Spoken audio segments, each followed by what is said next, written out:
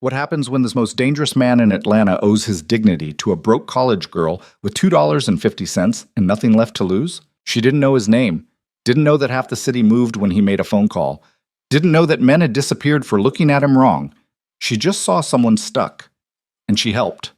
No cameras, no motive, just $2.50 pressed into a stranger's hand on a Tuesday morning when she could barely afford to eat.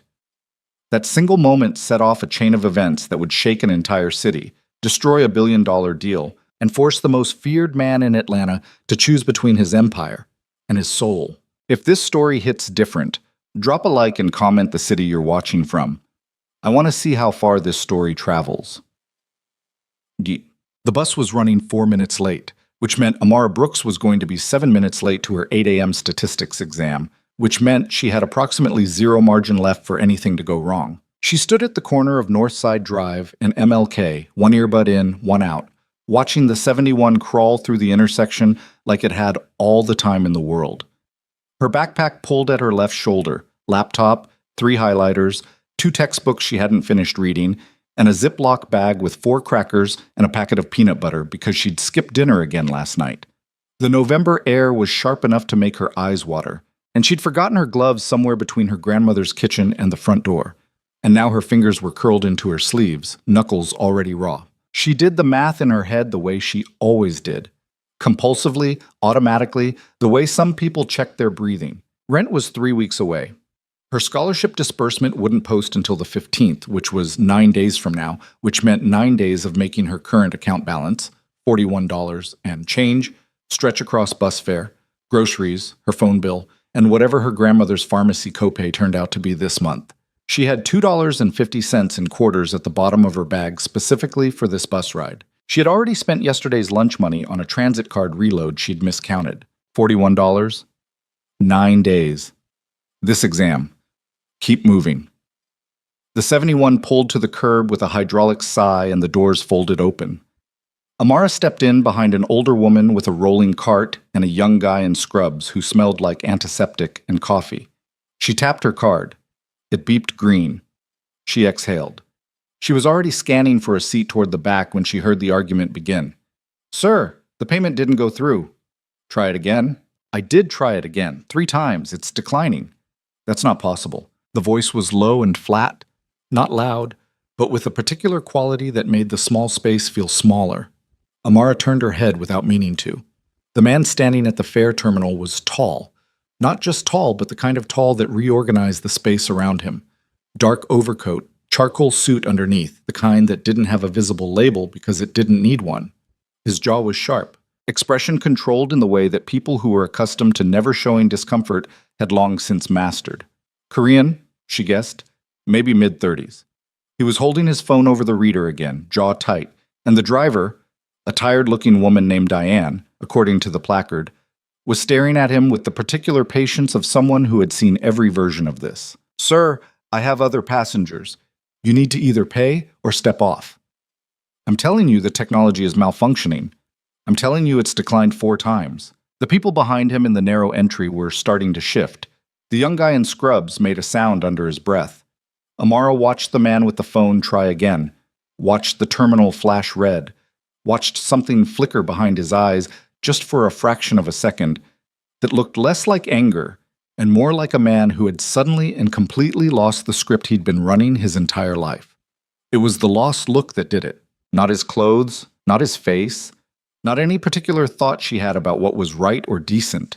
It was just that she recognized something in him in that moment, the specific shame of being caught without, in public, in front of strangers, and her body moved before her brain could stop it. She pulled the Ziploc bag out of her backpack, pushed past the guy in scrubs, reached into the front pocket where she kept the quarters wrapped in a hair tie, and she pulled them out and dropped them into the fare box before she could think better of it. Clink, clink, clink, clink, clink. Exact fare. "She's good," Amara said to Diane, who looked at her with mild surprise, and then at the man, and then she just shrugged and closed the door. The man in the overcoat didn't say anything immediately. He turned and looked at her. Really looked at her. And Amara was already moving toward the back of the bus because she did not have time for this. She had a statistics exam, and whatever expression was on his face right now was not her problem. She found a seat beside the window and pulled out her notes. He sat down across the aisle. She noticed in her peripheral vision that he sat very still.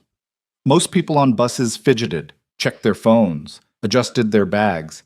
He just sat there with his hands in his lap and watched the city move past the window like he was doing some private internal accounting. After 3 minutes, he spoke. "You didn't have to do that." "I know," Amara said without looking up from her notes. Silence. "How much was that?" $250. Another pause. "I'll pay you back. Don't worry about it." "I don't accept debts."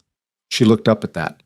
He was still watching the window, but there was something deliberate in the phrase, like he'd chosen it carefully and meant every word of it in ways she didn't have context for. "It's $250, she said. "Not a debt. It's a bus fare." He finally looked at her. His eyes were dark and steady, and she had the sudden, irrational feeling that he was the kind of man who had never in his adult life needed anything from anyone, and that the last 15 minutes had genuinely disoriented him in some deep and unfamiliar way. "Your name," he said. It wasn't quite a question. "Amara," she said after a beat. He nodded once, slowly, like he was filing it somewhere. Then he looked back out the window and said nothing else for the rest of the ride. He got off 2 stops before hers, without looking back. She made it to her exam with 4 minutes to spare, sat down, and put him entirely out of her mind. She had more important things to survive. Amara Brooks was 22 years old and had been quietly drowning since she was 17. Not in any visible, dramatic way. She went to class. She worked her shift at the campus coffee counter 3 days a week. She called her grandmother every Sunday, and sometimes Wednesday if she had time. And she sat in the front row of her finance seminar and took notes, and raised her hand when she knew the answer, which was most of the time. From the outside, she looked like a young woman who had it together. Inside, she ran constant calculations about whether having it together was even survivable. Her mother had left when Amara was 9. Not dramatically, not all at once, but in the way water erodes stone, a little more absent each month, until one day she just wasn't there anymore. Her father had done better for a while, had worked construction, had kept a small apartment in Vine City where Amara had her own room with a window that faced the street. Then he'd gotten sick. Then he'd gotten better. Then the construction work dried up, and the better became a different kind of worse, and he was in Macon now with a cousin. And Amara had moved in with her grandmother Evelyn at 16 and hadn't left. Evelyn Brooks was 73 years old and had lived in the same house on Ashby Street for 47 years. She had raised 3 children in that house, buried a husband from that house, watched the neighborhood change around her 7 times in 4 decades, and never once talked about leaving.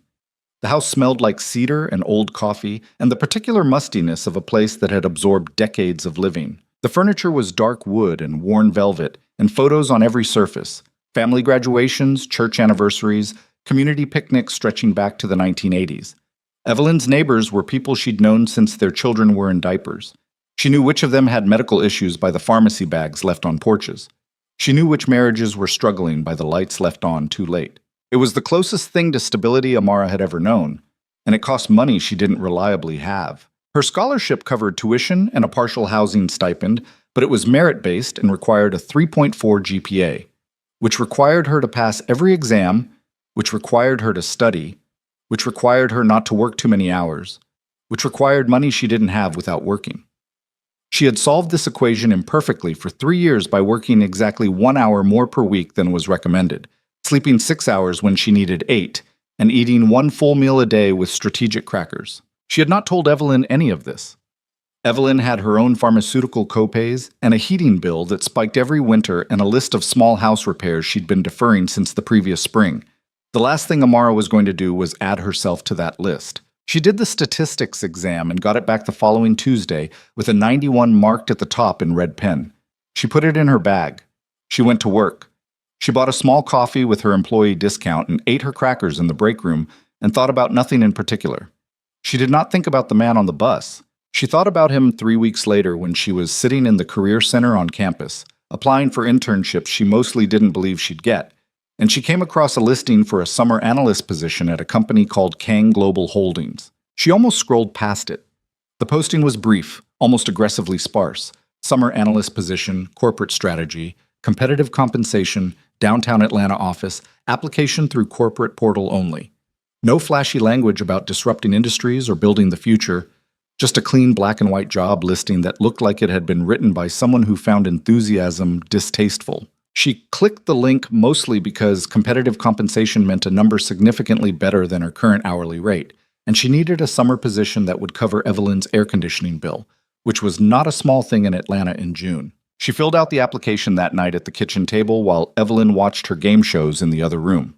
She uploaded her transcript and her 2 letters of recommendation and a resume that she had revised 11 times across 3 years. She pressed submit and went to bed. She got a call 12 days later asking her to come in for an interview.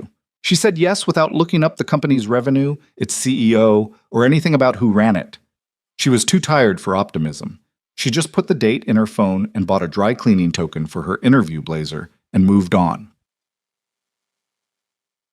Kang Global Holdings occupied the top 4 floors of a glass tower on Peachtree Street that reflected the downtown skyline so cleanly it looked like it was trying to absorb the city around it. The lobby was marble and silence. The receptionist had the specific posture of someone who had been trained extensively on how to assess people without appearing to. Amara announced herself, gave her name, said she was there for the summer analyst interview. The receptionist's expression didn't change, but she picked up the phone and murmured something, and then she asked Amara to take a seat, and Amara sat in a chair that probably cost more than her monthly rent and looked at the corporate art on the wall, large format photographs of cities at night, Seoul, Singapore, Atlanta, Dubai, and thought about the answers she'd rehearsed on the MARTA ride over. She was good at interviews.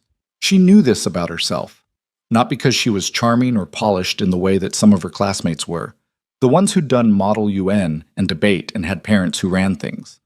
She was good at interviews because she'd learned early that most interviewers were actually listening for honesty and they could hear when it was missing.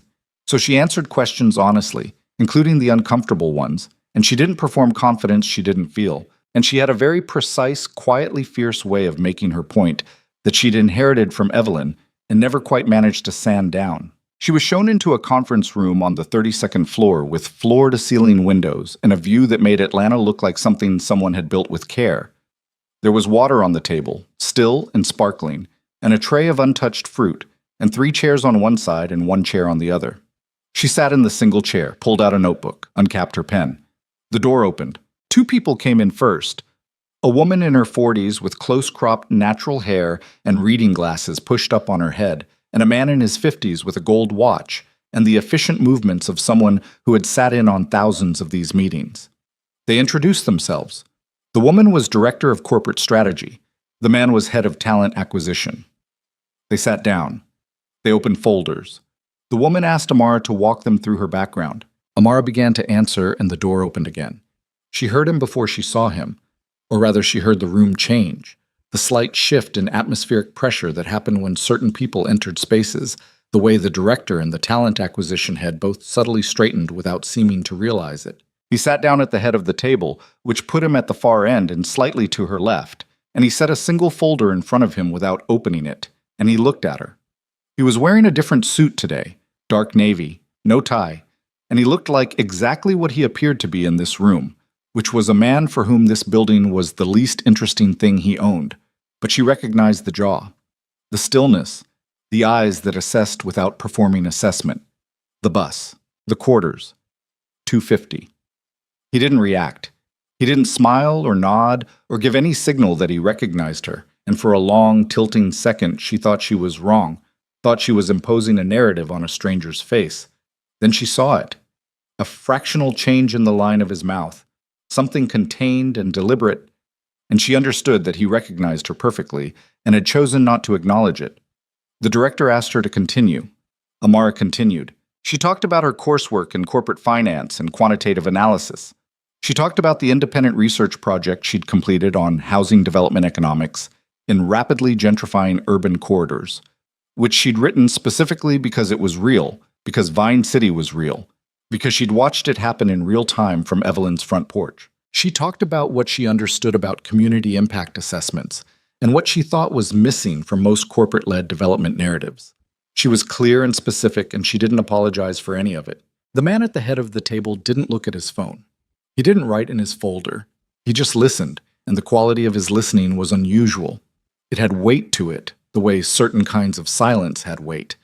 and Amara found herself talking more directly to him than to the other two, which she hadn't intended and couldn't quite stop. After 32 minutes, the director thanked her and told her they'd be in touch. Amara thanked them, shook hands around the table, and picked up her notebook. As she reached the door, his voice came from behind her. "You did research on housing displacement." It wasn't a question.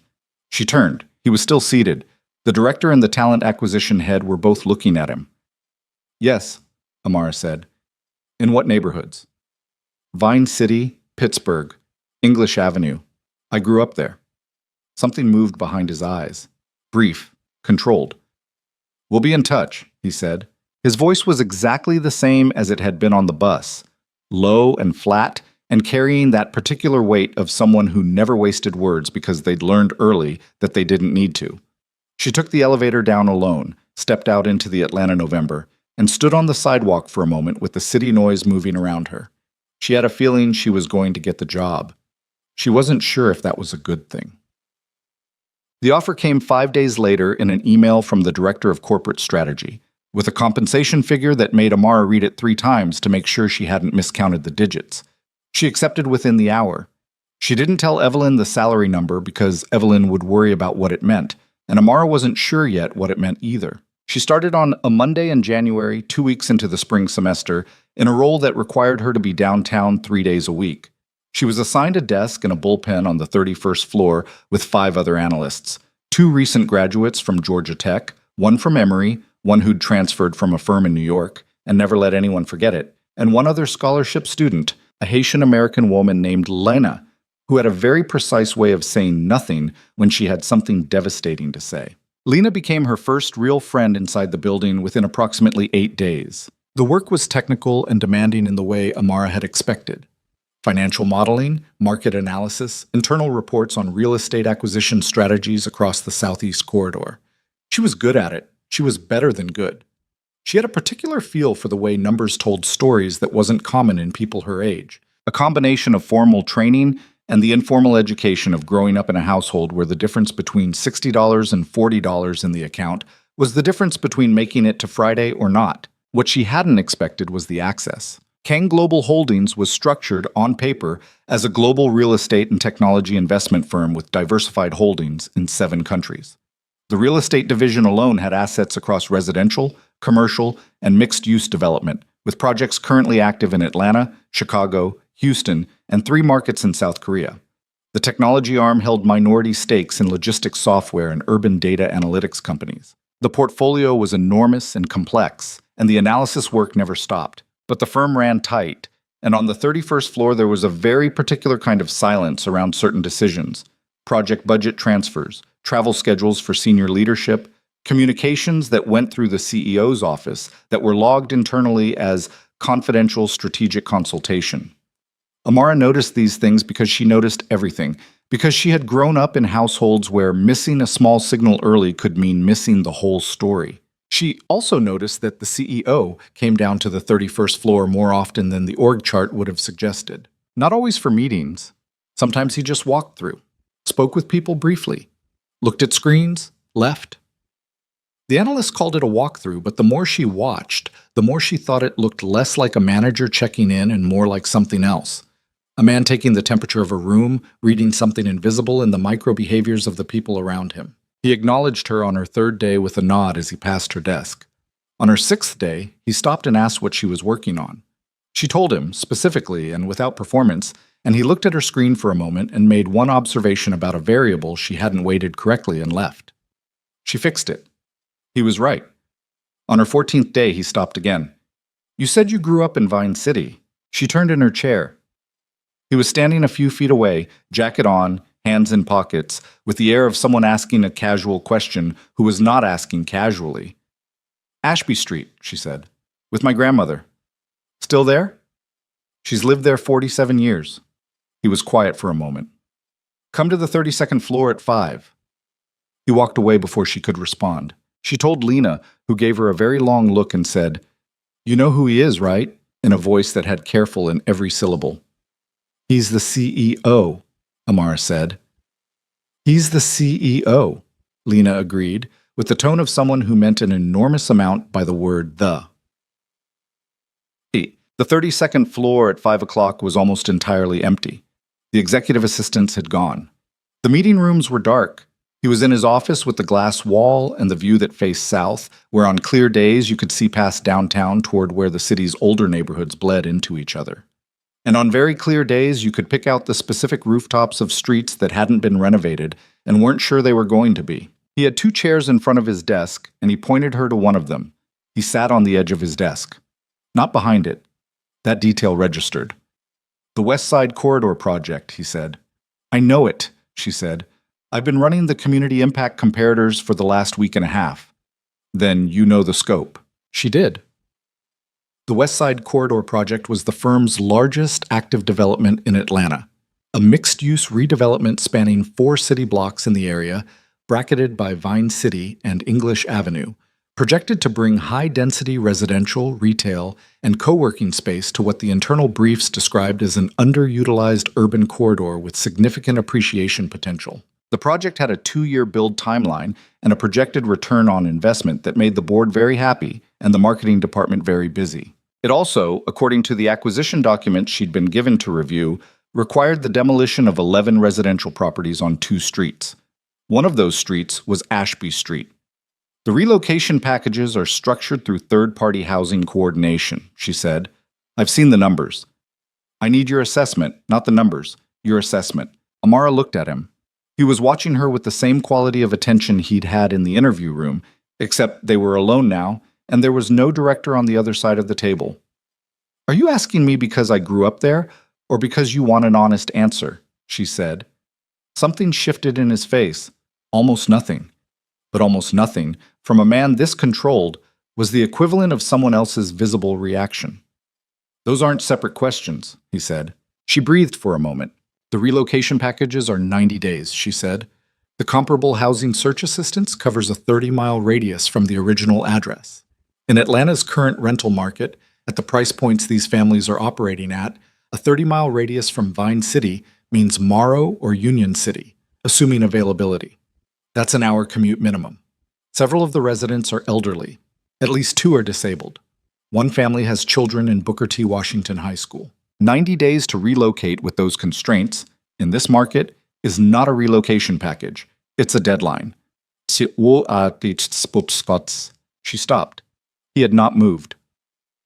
"There's also the social infrastructure question," she said, because she'd started and she might as well finish. "You can't put a dollar value on it in a standard impact model, but it's real. These are people who have lived next to each other for 20, 30, 40 years, who watch each other's houses, who know which neighbor's kid is struggling. The relocation disperses them by default. You don't just move people. You dissolve the whole network." Silence. He was looking at her like she'd said something he'd been trying to find the language for. "That's all in the impact assessment?" he said. "It's in mine," she said. "It's not in the official one." "Why not?" "Because the official one was written to reach a predetermined conclusion." The sentence sat in the air between them like something solid. He pushed off the edge of the desk, walked to the window, stood there for a long moment with his back to her, looking south, toward the part of the city that didn't reflect well in glass towers. "Send me your version," he said. "Tonight." She stood. She picked up her bag. "Taijun," he said, still facing the window. She waited. "My name," he said. "Kang Tae-jun, since we've apparently been skipping introductions." "I know," Amara said. "I looked you up after the bus." He turned, just his head. "And?" he said. "And I thought the Wikipedia page was probably missing some things," she said. She left. She went downstairs. She sent him the report from the lobby before she got on the train, with the full analysis, the relocation timeline breakdown, the social infrastructure section, and 3 pages of comparative data on communities that had undergone similar redevelopments in other cities and what had happened to the original residents over the following 5 years. She did not sleep well that night, not because she was afraid of having sent it, because she was afraid of what she was beginning to understand about who she'd sent it to, and what the gap was between the Wikipedia page and the truth, and what it meant that none of that had made her want to look away. She learned the truth about Kang Tae-jun in pieces, the way most truths arrived, not as a single revelation, but as a series of small facts that accumulated until the picture they were forming became impossible to ignore. The first piece was Lena, who on a Thursday afternoon in late January told her very quietly, over bad coffee in the break room, that KGH's real estate division had a primary portfolio and a secondary portfolio, and the secondary portfolio had a different kind of investor structure, and the kind of investors in the secondary portfolio were not the kind of people who attended public shareholder meetings or filed transparent disclosures. The second piece was the building's security, not the standard corporate kind. She'd worked in a standard corporate building the previous summer, and she knew what that looked like. This was something else. The men at the lobby desk were not checking badges. They were reading people. The cameras on the 32nd floor didn't blink on a standard cycle. When Taijun moved through the building, there was a geometry to the people around him that wasn't organizational. It was protective. The third piece was a name. She heard it first in a half-conversation between two senior analysts who didn't know she was around the corner, and the name was Black Tiger, said in English with the particular reverence of a phrase that had been imported from somewhere else. And the conversation stopped the moment she stepped into view. She went home that night and sat at the kitchen table and did what she hadn't fully done after the initial Wikipedia search. She went deeper. Not the corporate press, not the Forbes profile, or the real estate industry citations. She went into the financial journalism archives, the Korean language business press that she ran through a translation tool, the whisper networks of anonymous sources in organized crime reporting that existed on the margins of legitimate outlets and said things that mainstream publications wouldn't print. What she found was not surprising, exactly, but it was heavy. Kang Tae-jun had been born in the Mapo district of Seoul to a mother who worked in a textile factory and a father who didn't stay. He'd left school at 15. He'd moved through the margins of Seoul's criminal underworld during a period of significant restructuring in the mid-2000s, when several powerful organizations had collapsed inward and left gaps that men with nerve and intelligence and an extraordinary tolerance for violence had moved into. He'd built something in those gaps, a network that combined financial sophistication with the kind of enforcement infrastructure that made other organizations want to negotiate rather than compete. By his mid-20s, he'd gone legitimate on paper while maintaining the structural relationships that had built the paper legitimacy in the first place. The Atlanta operation was newer, 5 years, maybe 6, and had been built through a combination of genuine business acumen and a very specific cultivation of city relationships that looked like municipal partnership and functioned like something more complicated. The Black Tiger. Known for control, known for memory, known for the specific, terrible fairness of someone who hurt people exactly as much as they deserved and never more, which had somehow made him more feared than the men who hurt people randomly. She sat with all of it for a long time. Then she thought about the bus, the way he'd stood at the fare terminal with his phone declined and his composure intact, but his eyes showing the crack of something unexpected. The way he'd sat across the aisle and said, "I don't accept debts," with total sincerity. The way he'd called her into his office and asked for her real analysis and listened to every word of it. She didn't know what that made him. She didn't know what it made her, that she wanted to find out. She closed her laptop. She looked at the photo of Evelyn on the wall across from the kitchen table. Younger Evelyn, early 70s maybe, standing on the porch of Ashby Street with a broom in her hand and a look on her face like she owned everything she surveyed and wasn't interested in negotiating. Amara looked at that photo for a long time. Then she went to bed. She was back at her desk at 9 the next morning when an email arrived from the executive suite. Report received. See me at 5. She stared at it. She typed back, "I'll be there." She did not mention the name she'd found. The Black Tiger, the archive of translated articles, the weight of everything she hadn't asked him yet. She went back to her models. She counted the hours like quarters. At precisely 5 o'clock, she took the elevator up. And this time, when she stepped onto the 32nd floor, there was a man in a dark suit standing near the elevator bank who had not been there before. And he looked at her with the kind of professional blankness that meant he knew exactly who she was and had been expecting her, and that the walls of this building had more layers than she had yet understood. She walked toward the glass office at the end of the corridor. And somewhere underneath the statistics and the relocation packages and the 47-year history of a house on Ashby Street, something was changing. In her understanding of the world, in her understanding of this man, and in the quiet, terrifying recognition that the line she was about to walk into was going to be much harder to walk back from than the one she'd crossed when she dropped $2.50 into a stranger's bus fare. She put her hand on the office door. She knocked. "Come in," he said. And she did. The office smelled like cold air and something underneath it. Cedar, maybe. Or the specific neutrality of a space that had been designed to give nothing away. The glass wall behind his desk turned the city into a painting. She stood just inside the door and waited. He was at the window again. Different posture than before. Weight shifted, one hand in his pocket, the other loose at his side. He was looking at something specific in the middle distance, not scanning, not thinking. Looking. Like there was a particular building or street or patch of sky out there that he was having a private conversation with. He let the silence run for almost 20 seconds before he turned. "Sit," he said. She sat. Same chair as before. Notebook on her knee out of habit, pen uncapped, though she had a feeling she wasn't going to need either of them. He came around the desk and sat on the edge again, the way he had the last time, which she was beginning to understand was deliberate. A refusal to put the furniture between them, a preference for a kind of engagement that didn't have barriers built into the architecture. He set a printed copy of her report on the desk beside him. She could see her own formatting, her section headers, the highlighted blocks of comparative data. He'd marked it. Red pen throughout. Not corrections, she looked closer. Annotations. Questions. Single words and fragments in a precise, angular script. "You wrote that the 30-mile relocation radius is inadequate," he said. "It is." "My team ran the housing availability models."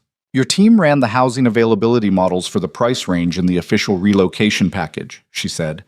"The official package is 14% below the actual median rent for comparable units in that radius. So the model is technically correct and practically useless." He looked at her. "That's a direct criticism of work done by people in this firm," he said. "You asked for my assessment." "I did. Then that's my assessment." He picked up the report and flipped to the section she'd titled Social Infrastructure Dissolution. She'd almost changed the title twice, thought it sounded too academic, left it in because it was accurate.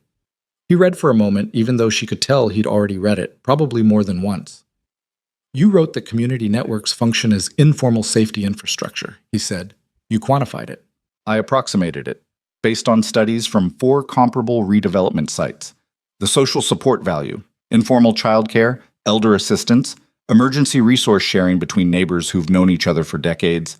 When you factor that against the cost of formal services that displaced residents have to access in new locations, the number is between $60,000 and $90,000 per household over 5 years. Conservative estimate. That number isn't in any standard impact model." "No," she said. "Because it's inconvenient." He set the report down. He looked at her with something that was not quite admiration and not quite frustration. Something between them that didn't have a clean word. "How old are you?" he said. 22. "You write like someone who's been losing arguments with economists for 20 years. My grandmother taught me to argue by making me defend every statement at the dinner table until I could prove it 3 ways, Amar said. It wasn't a comfortable childhood. Something happened in his face. Just a line, a softening at the corner of his mouth that was gone almost immediately. "How many houses on Ashby Street?" 11 in the acquisition zone. 7 of them owner-occupied. 4 rental. The owner-occupied residents have an average tenancy of 31 years. The longest is my grandmother, 47. "Evelyn." She went very still. "You know her name?" "I read the acquisition file." "The acquisition file has the names of property owners." "Yes," he said. She held that. The file. Her grandmother's name in a corporate acquisition file. 47 years reduced to a property identifier and a projected relocation cost. "The project isn't mine alone," he said. "There are partners, city investment agreements, financing structures with specific performance benchmarks." "I know." "If I freeze the demolition component, you'll break the timeline on the city partnership agreement and trigger the penalty clauses," she said. "I read those too. You're looking at $4 to $6 million in penalties and a restructuring of the tax incentive package that the city awarded the project last year." He didn't react to the number, which meant the number wasn't news. "Then you understand what I'm dealing with," he said. "I understand what the building is dealing with," she said. "I'm asking what you're dealing with." The sentence landed differently than she'd intended, or maybe exactly as she'd intended. She wasn't sure which was more unsettling. He stood up from the desk. He walked to the window again, and she let him, because she'd noticed this was how he processed. He needed space and a fixed point, and a minute of silence before he came back to something. "Come back tomorrow," he said. 8 o'clock. I want you in the partner review meeting. I'm an analyst. I know what you are. She stood, picked up her notebook, walked to the door. Taejun. His name in her mouth felt strange, too familiar, too much like she'd earned it, which she hadn't yet, not really. He turned. The residents on Ashby Street don't know yet. About the full scope. They've had preliminary notices, but the demolition schedule isn't public. I know, he said. When does it go public? He was quiet for just a beat too long. 6 weeks, he said. She nodded. She left. She rode the elevators down alone and stood in the lobby for a moment with her hand pressed flat against the cool marble pillar beside the security desk, feeling her own heartbeat, counting it down from fast to something manageable, telling herself this was just a job, and the man upstairs was just a client, and the house on Ashby Street was just a property in a file. She was not convincing herself. Oh, the partner review meeting had 12 people in it, and Amara was the youngest by at least 15 years, and the only one who hadn't been introduced by name before the meeting began. She sat at the far end of the table with a legal pad and the internal briefing document she'd been handed at the door, and she didn't speak unless spoken to for the first 40 minutes. The meeting was conducted in a mix of English and Korean with no translation offered, which she suspected was partly practical and partly the organizational equivalent of a locked door. She caught enough of the Korean, 2 semesters of it, plus 3 years of absorbing fragments from the Seoul-based acquisition team who came through quarterly, to follow the structure of the argument even when the specifics blurred. The project timeline, the city agreement, the demolition schedule, the phased construction plan, the projected revenue on the residential units, high density, mixed income on paper, with the affordable unit percentage sitting at 11%, which met the city's minimum threshold by exactly 1 point. 11%. She wrote it on her pad, circled it. The man to Tae-jun's left was Park Sung-ho, the CFO, who had the compact efficiency of someone who had spent decades making uncomfortable numbers look acceptable and had long since stopped finding the discomfort interesting. He walked through the financial model with the brisk specificity of someone who believed the numbers were the whole story. The man to Tae-jun's right she didn't know. Not a regular presence on 31. Not in the org chart she'd memorized. He was introduced only as Mr. Yoon. He was in his 60s, silver at the temples, a quality of stillness that was different from Tae-jun's. Where Tae-jun's stillness was controlled, Yoon's was patient. The distinction, she was starting to understand, was significant. Tae-jun did not look at her for the first 40 minutes. Then Park Sung-ho began the section on community relations, and Tae-jun said, Amara. The room looked at her. She felt each set of eyes without flinching. Analyst's perspective on the community impact numbers, Tae-jun said. To the room, not to her, framing it before she spoke. She put down her pen. She looked at Park Sung-ho's slide, which showed a satisfaction curve and a projected community engagement score that she recognized as meaningless without the underlying data it was supposedly derived from. The 11% affordable unit target is the floor, not the ceiling, she said. And the satisfaction metric on slide 14 is based on surveys conducted in neighborhoods where residents had already been relocated. You're measuring acceptance of the fait accompli, not genuine community impact. Park Sung-ho looked at her with the expression of a man who had been in too many meetings with too many people to show actual anger in a meeting, but whose actual anger was nonetheless clearly visible. The methodology is standard, he said. For projects that have already happened, she said. This one hasn't. The baseline is wrong. The methodology was approved by the city's Partnership Review Office. The city's Partnership Review Office approved a methodology proposed by our consultants. That's not independent validation. Silence. She felt Tae-jun in her peripheral vision and didn't look at him. She looked at Park Sung-ho. I'm not saying the project is wrong, she said, because she'd learned to offer the landing before she burned the bridge. I'm saying the community relations strategy is built on numbers that won't hold up when the demolition schedule goes public. If there's a gap between what the impact assessment claims and what residents experience, that gap becomes a media story, which becomes a regulatory story, which becomes a city council story 6 weeks before an election cycle. The room was very quiet. Mr. Yoon, who had not spoken once in 40 minutes, said something in Korean. Low, brief. Tae-jun responded in Korean. Also brief. She caught 2 words, data and sufficient. Yoon looked at her. He had pale, careful eyes. You are confident in your alternative figures, he said, in clean, formal English. I'm confident in the methodology, she said. The figures are what the methodology produces. Yoon looked at Tae-jun. Something passed between them that she couldn't read. Not agreement, not disagreement. Something older and more textured than either of those. The meeting ended 12 minutes later. Park Sung-ho was waiting for her in the hallway outside the meeting room. He had the look of a man who had arranged his face into something professional with considerable effort. "You've been here 6 weeks," he said. "Yes." "The analysis function on 31 supports the executive team. It doesn't contradict it in partner meetings." He asked for my perspective. He asked for an analyst perspective, not a personal agenda. She felt the heat rise in her throat and kept it there. "My personal situation isn't driving the analysis. The analysis is driving my concern about my personal situation. Those are different directions." He looked at her for a moment. "You're good," he said. "You're very good. Don't make it mean less than it is by getting confused about what this is." He walked away. She stood in the hall and breathed. She was not confused about what this was. That was the problem. Tits. She told Lena at lunch in the atrium downstairs, talking quietly over food she was only half eating, and Lena listened the way she always did, completely, without interrupting, with the particular stillness of someone who was processing at full speed behind a neutral face. When Amara finished, Lena ate a bite of her salad. "Park's been with him for 9 years, Lena said, "since Seoul." "I know. Not just CFO." "I know what he is," Amara said. Lena looked at her. "Do you know about the Yoon family?" "Tell me." "Don't Google it at work," Lena said. "Don't Google it at home on your Wi-Fi either. Go to the public library and use their terminals if you actually want to know." Amara looked at her. "That's serious." "I like you," Lena said.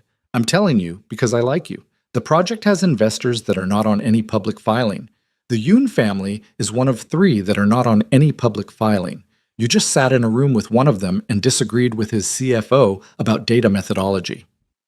Amara put down her fork. "Okay," she said.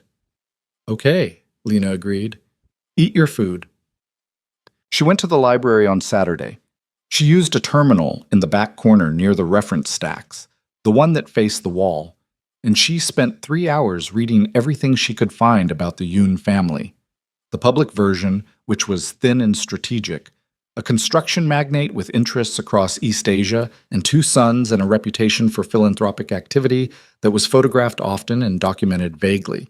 And then the less public version, which existed mostly in translated excerpts of Korean financial crime reporting and a long, carefully hedged investigative piece from an international financial press outlet that had published 2 years ago and been cited nowhere else. The Yoon family's construction arm had a history of involvement with infrastructure projects in cities with weak regulatory environments. In 3 of those cities, the projects had been preceded by what the article called community clearance operations, rapid displacement of existing residents through a combination of legal acquisition and what the reporting characterized as informal pressure, without specifying what informal pressure meant in operational terms.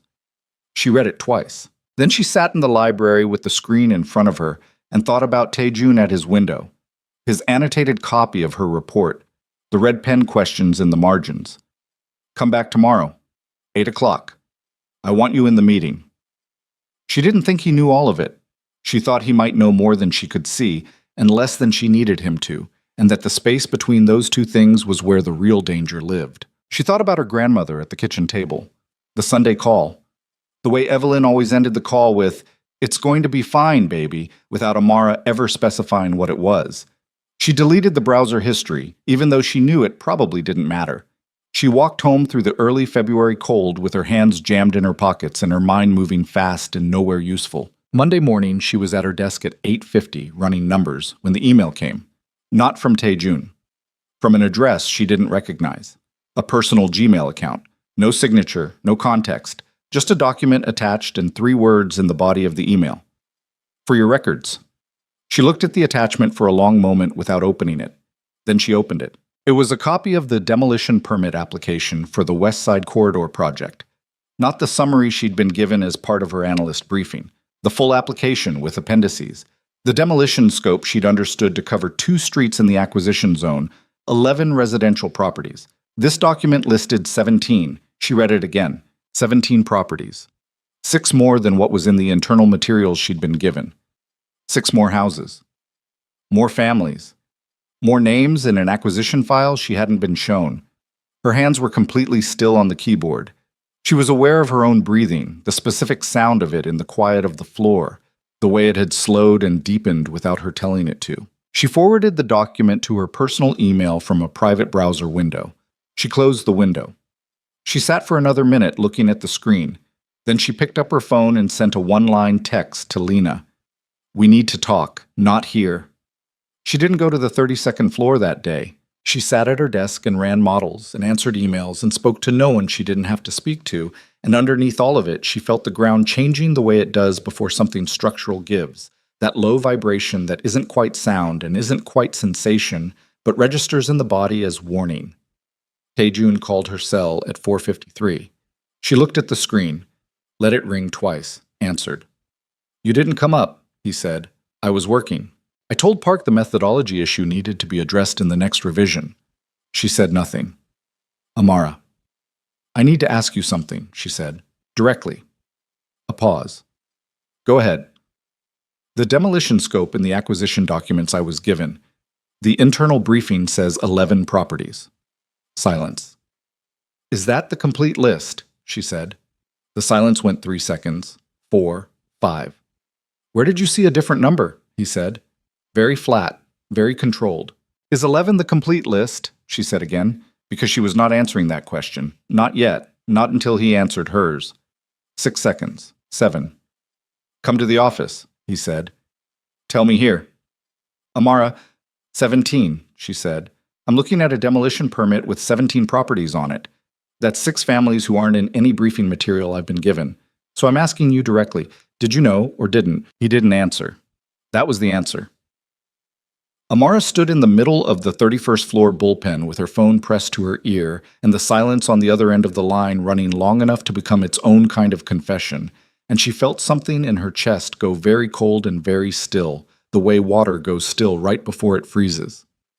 "Amara," his voice came back, careful in a way it hadn't been before. "Come to the office." "You knew," she said. Not a question, not even an accusation. Just a fact she was setting down between them like something she couldn't carry anymore. "It's more complicated than—" She hung up. She stood there for 3 seconds with the phone in her hand and the office noise around her. Keyboards, a phone ringing 2 desks over, someone laughing in the kitchenette, and none of it touched her. She was in a separate atmosphere. She picked up her bag. She walked to the elevator. She pressed the button for the lobby.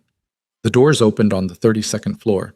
Taejun was standing there. He must have moved the moment she'd hung up, taken the stairs or the secondary elevator, positioned himself here before she could get out of the building, and she registered this fact with the part of her brain that was still functioning analytically, that he'd anticipated exactly what she would do and had moved to intercept it, and the rest of her just felt the specific fury of being known well enough to be managed. "Get in," he said. "No, I'm not asking you to listen to an excuse. I'm asking you to let me explain what actually happened. Those are the same thing." "They're not." He put his hand on the elevator door to hold it. 5 minutes. She looked at him. His jaw was set, and his eyes were doing the thing they did when he was working very hard at something, a quality of focus that had physical weight that pressed against the space between them. He was not performing. She'd learned enough of his tells by now to know when he was performing and when he wasn't, and this wasn't. She stepped out of the elevator. She did not go to his office. She went to the small meeting room across the hall, the one with frosted glass and no view, and she sat in the chair furthest from the door and put her bag on the table in front of her like a barricade, and she waited. He came in. He didn't sit. He stood at the end of the table with his hands in his pockets and looked at her the way a man looks at something he's about to say out loud for the first time. "The 17 properties weren't in my original acquisition scope," he said. "The 6 additional addresses were added to the demolition permit application 4 months ago by the city partnership liaison on the project, Marcus Webb. He expanded the demolition boundary to accommodate a revised infrastructure plan, underground utility corridor, water main rerouting. The decision was made at a level below my direct oversight, and the documentation was filed under a sub-permit category that routes through the city office, not through my executive review." "Ishampas." She listened to every word. "And when did you find out?" she said. The pause was shorter this time. 8 days ago. 8 days. She'd been sitting 40 feet below him for 8 days, running models on the project, eating lunch in the building, taking his calls, and he had known for 8 days. You didn't tell me, she said. I was trying to understand the full scope before. I live on one of those streets, she said. My grandmother lives on one of those streets. You had 8 days. He didn't look away. She gave him credit for that, in the small part of her that was still capable of giving him anything. I know, he said. Is Ashby Street in the 6th? A beat. Yes. The word landed in her sternum like something blunt. She had prepared herself for it on the walk down from the library, on the elevator ride up just now, in the 3 seconds she'd stood in the bullpen after he went silent on the phone. She had been preparing herself for it in the specific way she'd always prepared for bad news, by calculating it in advance, by making the number real before it arrived, so that when it did, the shock would be smaller. She had done all of that, and it still hit her like a body blow. 47 years. Evelyn's broom on the porch, the velvet furniture and the cedar smell and the photographs on every surface going back to the 80s. She breathed through her nose. She kept her face very still. Who sent me the document? She said. I don't know. Take a guess. He pulled out the chair beside him, not at the head of the table, not across from her, beside her, which she noted and which she didn't know what to do with. He sat down. He leaned forward with his elbows on the table and looked at her directly. There are people in this project who don't want me reconsidering the scope, he said. People with significant financial exposure. If someone sent you that document, it was to force the situation, to make sure you found out before I could control how you found out, so that your response would be emotional rather than strategic. My response is emotional, she said. And strategic. I can do both. Something moved in his face, not quite a smile, the shadow of one. I know, he said. That's what makes you dangerous to them. Who is them? He sat back. He looked at the ceiling for a moment. Yunjae-6 family holds 23% of the secondary financing on this project. The return on that investment is tied to the original timeline and the original demolition scope. Any reduction in scope or extension of timeline reduces their return and triggers a renegotiation clause that gives them grounds to pull out. And if they pull out, the primary financing structure collapses. The city partnership agreement becomes unenforceable. The project dies. And your losses? Substantial, he said, without elaborating on the number, which meant the number was very large. She looked at him. So you've known for 8 days that the scope includes my grandmother's house, and you've been trying to find a way to fix it that doesn't cost you the project. Yes. Have you found one? No, he said. Not yet. The honesty of it was almost worse than the lie would have been. She could have hated a lie cleanly. This she had to sit with. She picked up her bag. I need to go home. Amara, I'm not quitting, she said, because she could see the question forming. I'm going to go home and sit with my grandmother, and I'm going to figure out what I'm going to do. And then I'm going to do it. And I'd suggest you use the same time to figure out which side of this you're actually on. She left him sitting at the table. Evelyn was in the kitchen when Amara got home, making rice and something with okra that smelled like every good thing that had ever happened in this house. The television in the other room was on too loud the way it always was because Evelyn's hearing had gotten worse since last year, and she refused to admit it. The kitchen light was yellow and warm, and the window above the sink showed the back of the neighbor's oak tree, bare in February, its branches making the same pattern against the evening sky they'd made every winter Amara could remember. She sat down at the table without saying anything, and Evelyn looked at her once, from the stove, and said nothing for a long moment. Then she turned the burner down. What happened? Evelyn said. I'm working on something. That's not what I asked. Amara looked at her hands on the table. Her grandmother's hands were in her peripheral vision, thicker at the knuckles than they used to be, moving with the particular economy of someone who had cooked 10,000 meals in this kitchen and knew exactly where everything was without looking. Have you gotten any letters from the city? Amara said. Or from a company called Kang Global Holdings in the last few months? Evelyn was quiet for a moment. There was something, a while back, about the neighborhood project. I threw it away. You threw it away. Baby, I have thrown away every letter about neighborhood projects since 1987. You know how many times people have come through here with plans for this neighborhood? She set a lid on the pot. I'm still here. Amara looked at her grandmother's back. The set of her shoulders, the gray in her hair that had come in slowly over the past 5 years, and that she wore the way she wore everything, without comment, without apology. It might be different this time, Amara said. Evelyn turned around. She looked at Amara with the specific attention of a woman who had raised children and buried a husband and navigated 50 years of a city's worth of other people's decisions affecting her life, and who had developed over that time a very precise instrument for detecting when someone she loved was trying to protect her by not saying a thing. Tell me, Evelyn said. So Amara told her. Not everything. Not Taejun's other life, not Yoon, not the secondary financing structure, but the project, the scope, the demolition schedule, the 6 additional properties that had been added 4 months ago and that put Ashby Street inside the acquisition zone. Evelyn listened, standing up, leaning against the counter with her arms folded, and her face didn't break. It didn't collapse or crumple or do any of the things Amara had been bracing against since she'd walked through the door. It went still. A particular kind of still that Amara had seen before. The stillness of a woman who had learned very young that falling apart was a luxury that didn't always come back. When Amara finished, Evelyn said, "How long do we have?" "I'm working on it." "Amara." "I don't know yet." "I'm working on it." Evelyn nodded once. She turned back to the stove. She turned the burner back up. "Wash your hands," she said. "Dinner's in 10 minutes." They ate at the kitchen table.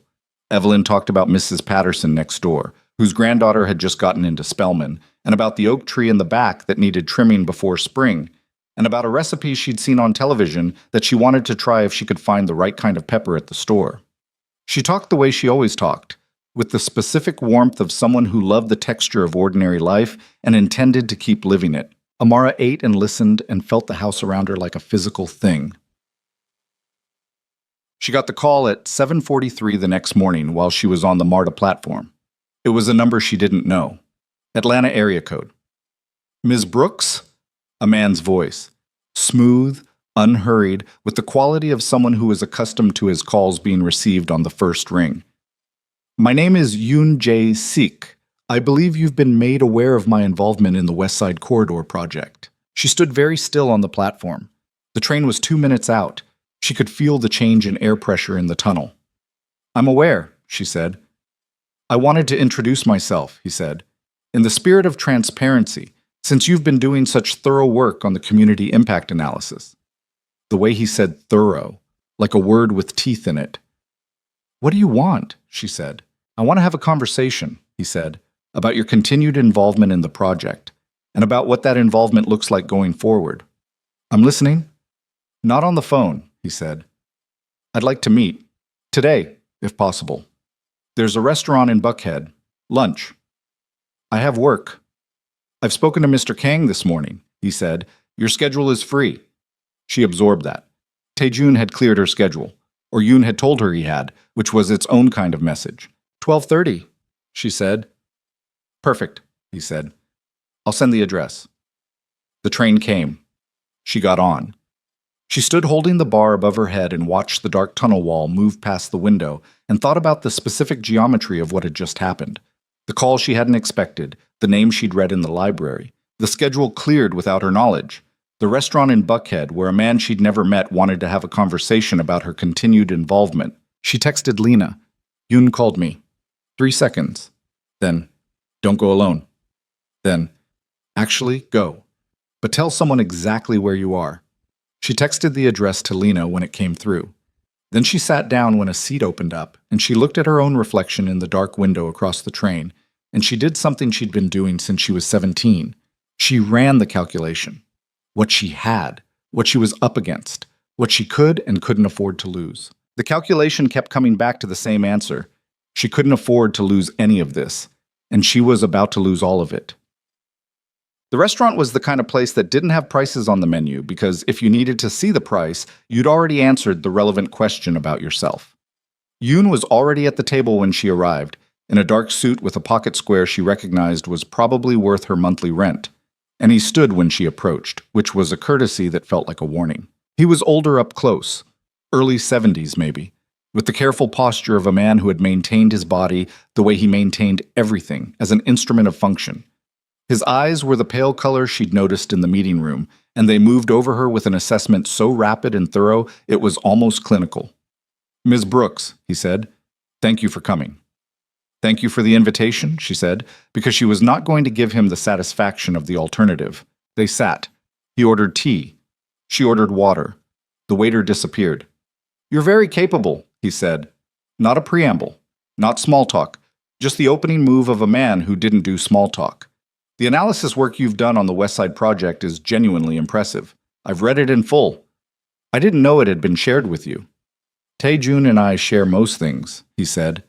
"We've known each other a long time." She kept her hand still on the table. "What is it you wanted to talk about?" He looked at her the way he'd looked at her in the meeting room. Patient, deliberate, like he was reading something just below the surface of what she was showing him. "I want to talk about what you're planning to do with the demolition document you received." She said nothing. "You received a document," he said pleasantly, "that contains information beyond your analyst briefing. You have forwarded that document to a personal email account. You are, I suspect, in the process of determining how to use it to alter the project scope in a way that would protect a small number of residential properties at the cost of a financially significant outcome." He could see every move she'd made before she'd made it. She kept her face neutral and thought about how he'd known about the email forward, which meant either the firm's IT infrastructure was being monitored in ways she hadn't accounted for, or someone very close to her had told him. "What I do with information I receive is my own decision," she said. "Of course," he said. "Everything is a decision. I'm here to make sure you have complete information before you make yours." He took a sip of his tea, set it down with the precision of a man who placed every object deliberately. "Tae-jun has built something extraordinary. You know this. What you may not fully appreciate is how many dependencies exist beneath what you can see. The financing structures, the relationships that make those structures possible, the people who have invested not just money, but significant personal exposure into this project." "Katis Satsiet-san." "Are you threatening me?" she said. He smiled. It was a genuine smile, which was more disturbing than a fake one would have been. "I'm explaining context," he said. "A project of this scale has consequences when it fails. For investors, for city partnerships, for the organization that runs it." He paused. "And for the people who are part of that organization." She heard it, felt it settle. "I'm an analyst," she said. "You are an analyst who has become considerably more than an analyst in a very short time," he said. "That's not a criticism, it's an observation. The relationship between you and Tae-jun is," he paused, chose a word, "visible, to people who understand what they're looking at." She felt the heat move into her face and controlled it. "I don't know what you think you're observing. I think I'm observing a young woman of considerable intelligence who is about to make a decision based on personal loyalty to a street and a grandmother, and who does not yet fully understand what happens to people who create problems for certain kinds of investors." He said it without inflection, without drama, the way someone states a weather forecast. The waiter came back. Yoon ordered something. She didn't. When the waiter left, she looked at Yoon directly, and she thought about Evelyn at the stove with her back straight and her arms folded, and she thought about 47 years and a broom on a porch. "And it's going to be fine, baby." And she thought about everything she'd calculated and recalculated since she was 17 years old, and she said, "Mr. Yoon, I appreciate the context." He waited. "But I want you to understand something clearly," she said. "My grandmother is 73 years old, and she has lived on Ashby Street for 47 years. She has buried a husband from that house. She has raised children from that house. And someone, somewhere in this project, added her street to a demolition list without authorization and without disclosure, and filed it as a sub-permit to avoid executive review. That is not a financing concern. That is a decision by someone in this chain to make 11 families invisible in order to expand a utility corridor by 40 feet." She kept her voice level, completely level. "If you're asking me to let that disappear because of financial exposure, the answer is no." He looked at her for a long moment. "You're certain," he said. "Yes." He set his napkin on the table, stood, which meant the lunch was over before the food had arrived. "Then we have a problem," he said. "I want you to think carefully tonight about what that problem looks like, for everyone involved." He left. She sat alone at the table in the restaurant in Buckhead and felt the shape of what had just happened close around her like a room getting smaller. Her phone buzzed. Tae-jun. She looked at the screen. She answered. How did it go? He said. Did you know he was calling me? A pause that told her everything. He told me this morning he wanted to speak with you directly. I couldn't stop. You cleared my schedule. Amara. He told me it was visible, she said. You and me. He used that word. Visible. Silence. Is that a threat? She said. To me, or to you, or to both of us? The silence ran 4 seconds. 5. Come to the office, he said. I'm done coming to the office when things get difficult, she said. I need you to tell me right now. Are you going to fix this project, or aren't you? 6 seconds. I'm trying, he said. Trying isn't an answer. It's the only one I have right now. She pressed the phone against her ear so hard she could feel her own pulse. Outside the restaurant's glass front, she could see Peachtree Street in the February gray. The cars moving, a man in a yellow jacket walking fast with his head down. The ordinary city going about its completely ordinary. She hung up. Not dramatically. Not with a speech. She just took the phone away from her ear and ended the call and sat in the empty restaurant in Buckhead with the February light coming flat through the glass, and the waiter hovering at a respectful distance holding a menu she had never opened. Trying isn't an answer. She'd said it, and she had meant it, and she had nothing left to say after it. She put $40 on the table for the water she'd drunk and the table she'd occupied and the waiter's time, which was $40 she didn't have to spare, and she left. She walked 2 blocks before she realized she was walking in the wrong direction. She stopped on the sidewalk with people moving around her and she breathed. In, out. The cold air hit the back of her throat like something medicinal. She turned around. She had 3 hours before the community meeting. She hadn't known about the community meeting 48 hours ago. She'd found it through Lena, who had found it through a neighborhood Facebook group that someone had shared in the firm's anonymous internal message board, a thing that technically wasn't supposed to exist and absolutely did, where analysts passed information in the specific, careful way of people who understood they worked inside a building with very good surveillance and very selective vision. The Vine City Community Coalition. Monthly meeting, Friendship Baptist Fellowship Hall, 7 p.m. This month's agenda, West Side Corridor Development Update. Guest speaker from the City Partnership Office, Marcus Webb, the liaison who had expanded the demolition boundary, who had added 6 properties to a subpermit without executive review. Who was going to stand in front of 200 residents tonight and present a development update that did not include the information Amara had read in that permit application? She knew what she was going to do. She had known since she'd sat in the library and read about Yoon's family history. She had been building toward it without naming it, assembling the pieces, the report, the document, the data, the 3 pages of comparative analysis she'd done on her own time over the past 2 nights, the timeline of decisions, and the names attached to each one.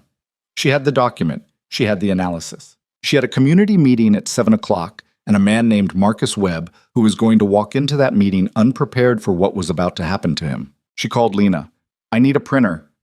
My apartment is 4 blocks from the meeting hall, Lena said, without asking why. Come now. Turned.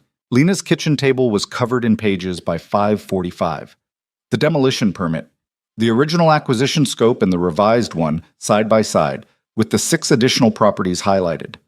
The relocation package analysis. The affordable unit percentage comparison against the city's stated affordable housing goals. The social infrastructure impact model. The Yoon family financing structure, redacted to remove what Amara couldn't prove and leaving only what she could. 22 pages. She stacked them into 12 packets. Lena stood in the kitchen doorway watching her with a cup of coffee and an expression that was equal parts respect and anxiety. You know what this does, Lena said. Yes.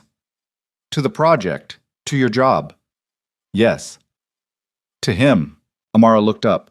He's been trying to find a way to fix it that doesn't cost him anything, she said. He hasn't found one, so I'm going to go make the cost of not fixing it higher than the cost of fixing it. That's the only math he understands. Lena was quiet for a moment. And if he doesn't come down on the right side of it? Then I'll know, Amara said. And I'll have done what I could. She finished stacking the packets. She put them in her bag. She looked at Lena. Don't come, she said. You don't need to be in this. I know, Lena said. I'm coming anyway. The fellowship hall was a converted community center on the edge of Vine City with fluorescent lighting and folding chairs, and the kind of acoustic ceiling tiles that absorbed sound unevenly so that voices near the front carried clearly and voices in the back became a general murmur. By 6:50 there were close to 200 people in the chairs, more standing along the walls, and the specific energy of a room where most people didn't know yet that they were about to receive information they weren't going to like. Amara stood near the back wall with Lena and watched the room fill. She recognized faces.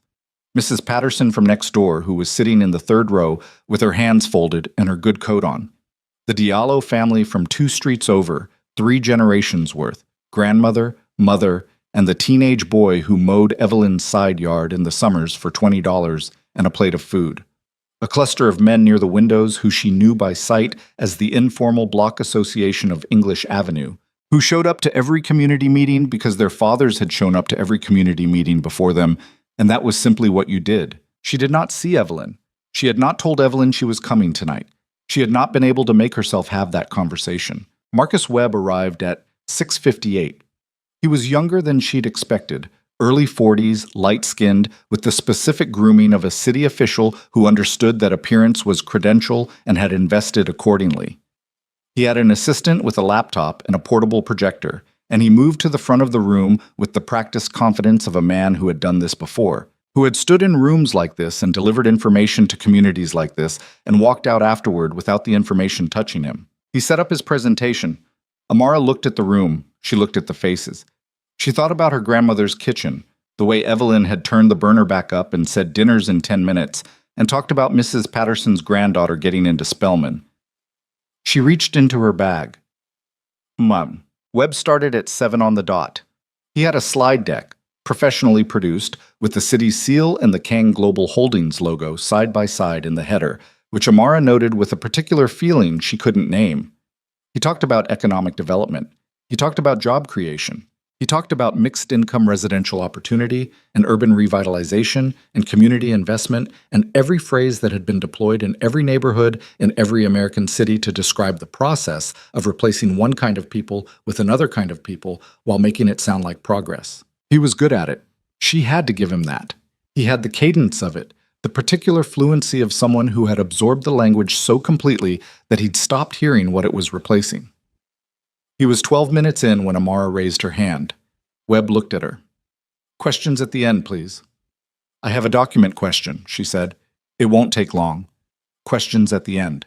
It's about the demolition scope, she said, and the room shifted. Not dramatically. Just a change in the quality of attention, a leaning in, a stilling of background noise. Webb kept his voice pleasant. Ma'am, we'll have a full Q&A. The demolition permit filed with the city 4 months ago lists 17 residential properties in the acquisition zone, Amara said. The materials your office has distributed to this community list 11. I'd like to know which number is accurate. Silence. Not the silence of a room processing something, the silence of a room that has just had something confirmed that it had been trying not to fully believe. Webb looked at her. Something moved behind his eyes. Rapid calculation. The specific micro-panic of a man whose preparation had not included this. The project scope documents available to residents reflect, I have the permit, she said. She held it up. I have copies for the room. She started passing packets down the rows. The room broke open. Not into chaos, into the specific urgent noise of 200 people talking at once, the rustling of papers being opened, the sound of voices finding the relevant pages, the particular pitch of a room discovering something it was supposed to have known and wasn't told. Mrs. Patterson was on page 2 already. The Diallo grandmother was holding the packet at arm's length and reading with the intensity of someone who knew exactly which street they were looking for. Webb tried to regain the front. If everyone could just... His voice was too thin against the noise. These documents are out of context. My name is Amara Brooks. She moved toward the front of the room. Not to take it over, to be visible, to be a person with a body and a face and a grandmother on Ashby Street. I'm a corporate strategy analyst at Kang Global Holdings. I grew up on Ashby Street. My grandmother Evelyn Brooks has lived in the same house on that street for 47 years. She looked at the room, not at Webb. 6 weeks ago, I started working on the community impact analysis for this project. What I found is in those packets. The demolition scope is larger than what you've been told. The relocation packages are inadequate for the current rental market in this city, and the decision to expand the boundary was made without the knowledge of the firm's chief executive. Webb. That is absolutely not. Then correct me, she said. She looked at him directly. In front of these people. Correct any specific thing in those documents. He looked at her. He looked at the room. He looked at his assistant, who had the expression of someone who understood that the evening had moved completely outside the architecture of the plan. He did not correct anything. The room had found the pages with the addresses. She could hear it happening. Names read aloud, cross-referenced, the specific tenor of recognition when someone found their street. Then from the third row, Mrs. Patterson stood up. She was 68 years old and barely 5'3", and she had a voice that carried like something structural. My family has lived on English Avenue for 31 years, she said. 31 years of every project and every promise and every meeting in this same hall. Every single time. She held up the packet. I want to know who decided to add these 6 streets without telling anybody. I want a name. The room. Name, name, name. Not chanting. Just the word, passed person to person, person to person, like something on fire moving through dry grass. Webb was sweating. She could see it from here. The shine at his temple, the way he'd stopped touching his clicker. The boundary revision was a technical infrastructure decision that went through proper city channels. Whose name is on the permit application? Amara said. He looked at her. It's a public document, she said. Your name is on it. I have it on page 4. The room turned to page 4. Webb's face did something she had no adequate word for, a kind of structural failure, a collapse of the surface that had been holding everything in its professional place. He picked up his laptop. He said something to his assistant. He walked toward the side door. The room came to its feet. Not violently. With the particular force of people who had been sitting down for a very long time and had decided collectively to stand up. Someone near the back of the room shouted, "You don't get to just leave." Someone near the front. 47 years, my father built that house. And then from the side of the room, a voice Amara recognized before she saw the face, a voice she would have known in a burning building in the dark. Amara. She turned. Evelyn Brooks was standing just inside the side door, in her good coat, with her handbag over her arm. She had come on her own. Of course she had. She was 73 years old and had been attending community meetings in this hall for 30 years, and she hadn't needed Amara to drive her then, and she didn't now. Their eyes met across the room. Evelyn gave her one nod. Slow. Absolute. Like a period at the end of a sentence that had been a long time coming. Amara turned back to the front. Webb was gone. His assistant was packing up the laptop with the hunched efficiency of someone trying to be invisible. She stood at the front of the room and looked at 200 people who were still on their feet, and she said, "You deserve representation in what happens to your neighborhood, every single one of you. And what I can tell you tonight is that I am taking everything in those packets directly to the executive leadership of this project, and I am not leaving that meeting until there is a commitment to a public review of the demolition scope." She held the room's gaze. This is not over. This is the beginning of it being over. The room was loud, and then it was louder, and then Mrs. Patterson sat down and said something to the woman beside her in a low voice and started writing in a notebook, which was somehow the most clarifying thing Amara had seen all night. Lena appeared at her elbow. "Your phone," she said quietly. "It's been buzzing for 10 minutes. Amara looked at the screen. 11 missed calls. 7 from a number she didn't recognize, 4 from Tae-jun, and 1 text from Tai-jun, sent 40 minutes ago, that read, "Yoon is moving tonight. Get out of the meeting. Call me now." She stared at it. Lena read it over her shoulder. "What does that mean?" Lena said. Amara didn't know. She knew what moving meant in the abstract. She'd read enough of the archived reporting. She'd had Yoon sitting across from her in Buckhead with his careful eyes and his pleasant smile and his "we have a problem." She knew the word had operational weight in certain contexts. She didn't know what it meant tonight, specifically aimed at what she'd just done in this room. She called Tae-jun. He picked up on the first ring. "Where are you?" "Still at the hall. What's happening?" "Yoon contacted Park an hour ago. He's calling the financing." His voice was tight in a way she had never heard it. Controlled, but just barely, the way a wire sounds when it's holding more than it was built for. If he pulls the secondary financing tonight, the primary structure goes into default by morning. The city will suspend the partnership agreement. The entire project goes into receivership. It means he's burning it, Taejun said. He's burning the project to punish the deviation from scope. If he can't have the project on his terms, he doesn't want it to exist. She processed this. And the residents. If the project goes into receivership, the acquisition agreements become active, but the redevelopment stalls. The properties are in legal limbo. Some families will have taken relocation payments already. They won't be able to move back. The ones who haven't taken payments are in a zone that belongs to a receivership estate with no development plan and no timeline. Worse than the original demolition. A legal gray zone that could last years. Families displaced into uncertainty with no structure around it, no protection, no plan. She felt it in her chest, the particular weight of a move she hadn't anticipated. "What are you doing?" she said. "I'm calling in a board meeting, emergency session, tonight." "Can you stop him?" A pause. "I don't know." "Taejun, I don't know," he said again.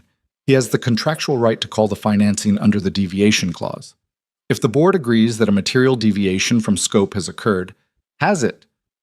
You published internal documents at a public community meeting," he said. "Yes, that's a material deviation." The sentence hit her in a very specific place. Not because it was wrong, because it was right, and she'd known it was right when she'd done it, and she'd done it anyway. "Then what do you need from me?" she said. He was quiet for 3 seconds. "I need you to trust me for the next 4 hours. That's a lot to ask. I know. After 8 days and 17 properties in Yoon and Buckhead and cleared schedules, I know," he said. "I know all of it. I'm asking anyway." She looked at the room around her. People were still talking, still on their feet, still holding the packets she'd printed at Lena's kitchen table. Mrs. Patterson was on her phone. The Diallo grandmother was explaining something to her daughter with the precise, urgent gestures of a woman who had been waiting her whole life to say this specific thing out loud. Evelyn was near the side wall, talking to 2 women Amara recognized as block association leaders. And even from across the room, she could see that her grandmother was not afraid. She was the opposite of afraid. She was in her element, the element of a woman who had been in this hall for 30 years and knew every face and every story and was not, under any circumstances, done. 4 hours, Amara said. Yes. And then what? And then I either fix it or I don't, he said. And if I don't, you'll have everything you need to take it further. I won't stop you. She breathed. Where's the board meeting? She said. 32nd floor, 40 minutes. I want to be there. Amara, see, I want to be in the building, she said. I don't have to be in the room, but I want to be there when it happens. Silence. Lobby, he said. 30 minutes. She hung up. She looked at Lena. I have to go. I know, Lena said. Go. She crossed the room to Evelyn. Her grandmother saw her coming and turned, and Amara took both of Evelyn's hands in hers, which was not something she did often, and Evelyn looked at her with those eyes that had seen everything and lost things and kept going. I have to go finish this, Amara said. Evelyn squeezed her hands once. Then go finish it, she said. She held her grandmother's hands for 1 more second. Then she let go and walked out into the February night and started moving toward the street, toward the car she'd get on the app, toward the glass tower on Peachtree that reflected the city so cleanly it looked like it had eaten it whole. Her phone buzzed. Unknown number. She almost didn't answer. She answered. Ms. Brooks. A woman's voice. Professional, flat, with the specific affectlessness of someone reading from a prepared statement. This is a message from Yoon Jae-seek. He would like you to know that the board has been informed of tonight's community meeting and the distribution of proprietary firm documents. He would also like you to know that a formal complaint has been filed with Georgia State Bar authorities regarding potential unauthorized practice in conjunction with, I'm not a lawyer, Amara said, the falsification and distribution of restricted corporate documentation. She stopped walking. Those documents weren't falsified, she said. Mr. Yoon believes the framing constitutes material misrepresentation and will be pursuing all available remedies, including potential civil action against... She hung up. She stood on the sidewalk outside the fellowship hall, with the cold air on her face and the sound of 200 people still audible through the walls, and the specific isolated feeling of someone who had just understood that the ground they were standing on had been moving this entire time, quietly, incrementally, and was now moving very fast. Civil action. Proprietary documentation. Her name on a formal complaint in a city where she needed her scholarship and her degree, and her future to remain intact. Yoon had moved, and the move wasn't against Tae-jun, it was against her. She was 22 years old, she had $41 in her account, and a grandmother who still thought the worst was manageable, and a stack of copied permits she'd printed at Lena's kitchen table, and the most powerful investor in the room had just pointed every legal instrument he had at her specifically, which meant he had assessed her specifically, which meant she had done more damage tonight than she'd understood when she'd done it. Her hands were shaking, she held them still. She looked at the fellowship hall. She looked at the city stretching out beyond it in every direction, lit up and indifferent and enormous. She looked at the car icon on her phone app, 4 minutes away. She breathed. Then she called Tae-jun back. Yoon filed a complaint, she said when he picked up. Against me personally. Falsification. Misrepresentation. Civil action. The silence on his end was 3 seconds long and had a quality she hadn't heard from him before. Something hard and sudden, like a door closing on something. Say that again, he said. She said it again. Another silence. When he came back, his voice was different, not louder, not emotional, colder. The specific cold of a man who had just crossed a line inside himself that he hadn't known he was standing near. Get in the car, he said. Come to the building. Don't stop for anything. Tae-jun, he just made this personal, he said. That was a mistake. The car arrived. She got in. The driver didn't speak. The city moved past the windows in streaks of light, and she sat in the back seat with her bag on her knees and her heart rate at a number she didn't want to count. And she thought about Yoon's pleasant smile in the restaurant and the word visible, and we have a problem, and now a legal complaint with her name on it filed before the meeting was even over, filed while she was still standing in that room, which meant he'd had it prepared in advance, which meant he had anticipated tonight, which meant someone had told him she was going to be there. Someone had told him. She thought about who knew she was going to that meeting. Lena. And she stopped that thought immediately, because Lena had come with her, had stood beside her, had said, I'm coming anyway. Not Lena. Who else? She'd told no one else. She'd found the meeting through the anonymous internal board. She'd looked it up from her work computer. The work computer. She looked out the window at the city going past. The car pulled up to the Peachtree Tower at 9:23. She got out.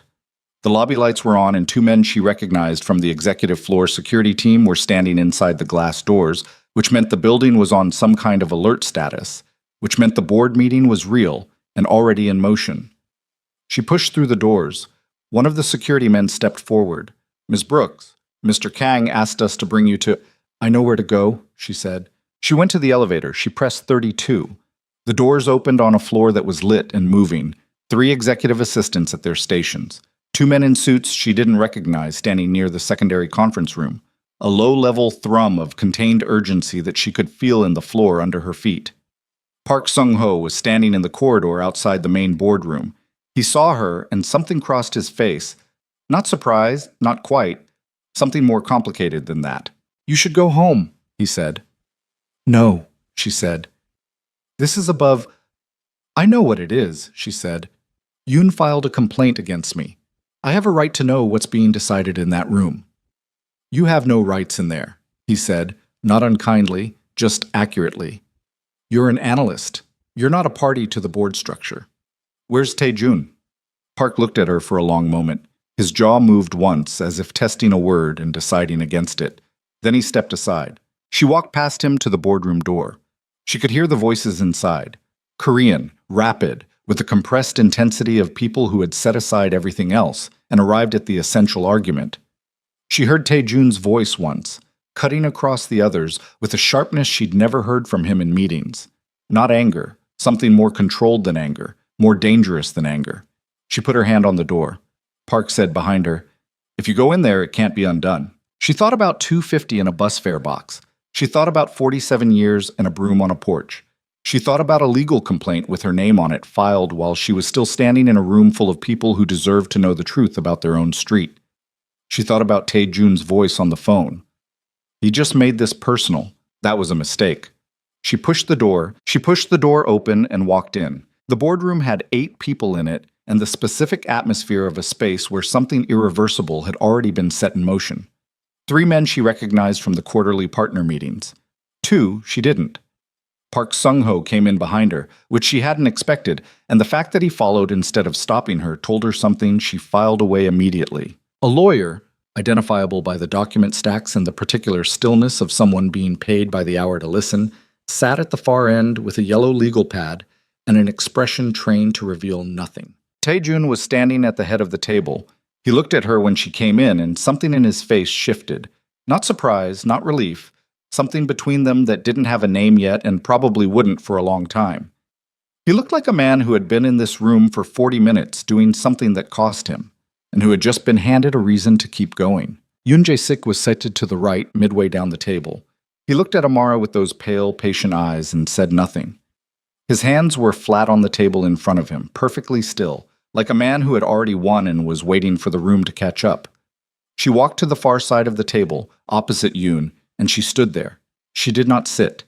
She put her bag on the floor and she stood with her hands at her sides, and she looked at Tae-jun and said, "Tell me where we are." Tae-jun said, "Mr. Yoon has invoked the deviation clause of the secondary financing agreement and formally notified the board that he is calling his family's position. That triggers a 48-hour cure period during which the firm must either restore the original project scope or find replacement financing." "And replacement financing," she said. "In 48 hours, Park said from behind her, "is not possible." "Which means the project goes into default," she said. "Which means," Tae-jun said, "that the question before the board is whether to restore the original scope or accept the default." She looked at Yoon. "Restoring the original scope means the demolition proceeds as originally planned, all 17 properties." Yoon said pleasantly, "The original scope was agreed upon by all parties. The deviation was unilateral." "The deviation was a disclosure," she said, "to residents who had a legal and ethical right to that information. The deviation was the distribution of proprietary corporate documentation at a public meeting," Yoon said, in the same pleasant tone, "by a junior analyst with no authorization, which exposed the firm to significant legal and reputational liability and constitutes a breach of—" "You filed a legal complaint against a 22-year-old in the hour before this meeting," she said. "Before the meeting was even over. You had it drafted in advance." She looked at the room, not just at Yoon, at every face around that table. "What does that tell you about how this process has been managed?" Silence. "The complaint is a procedural matter," Yoon said, "separate from the board discussion." "It's not separate," Tae-jun said. Everyone looked at him. He hadn't moved from the head of the table. His voice was even and quiet and had the specific weight of someone who had made a decision and was now simply executing it, the way you execute something you've thought through completely and can't take back and don't want to. "The complaint, Vitates," he said, "is a direct attempt to intimidate a witness to project mismanagement. Marcus Webb expanded the demolition boundary without executive authorization.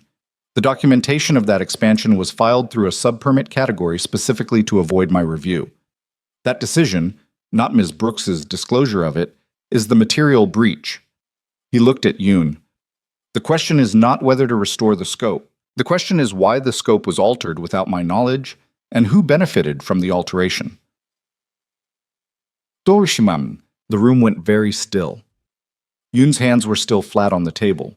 His expression had not changed, but something in the quality of his stillness shifted. The patience in it became something different, something with an edge. "You're conflating operational decisions with governance matters," Yoon said. "The utility corridor expansion added 40 linear feet to the infrastructure plan," Tae-jun said. "It also added 2 additional city parcels to the land clearance that were adjacent to properties already held by a development LLC registered in Delaware. That LLC's beneficial ownership structure includes a holding company connected to your family's construction arm." He paused.